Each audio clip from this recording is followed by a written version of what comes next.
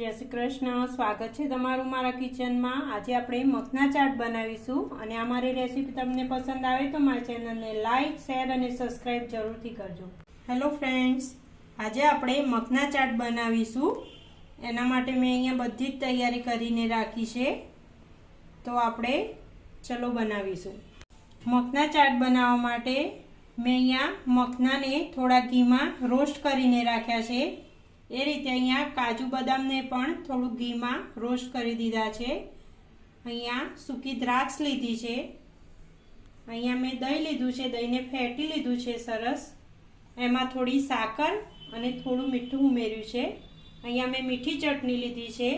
अहींया मैं धाणा मरचानी चटनी, डाडम लीधुं छे अने चाट मसालो लीधो छे। पहेला आपणे ग्लास में दही उमेरीशुं।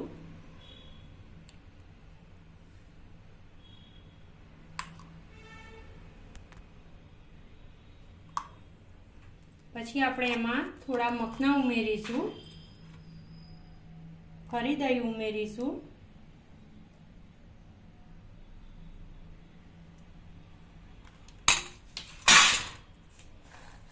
એમાં આપણે આ કાજુ બદામ ઉમેરીશું,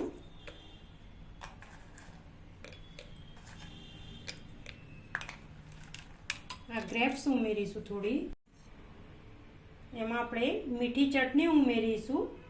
मीठी अने तीखी चटनी तमारे जोईए ए रीते उमेरवानी। हवे आपणे आ ग्रीन चटनी उमेरीशुं।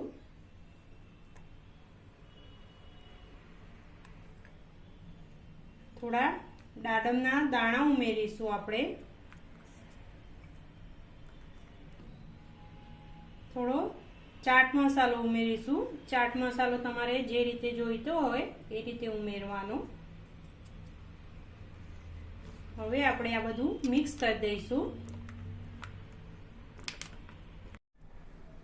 આપણું મખના ચાટ રેડી છે।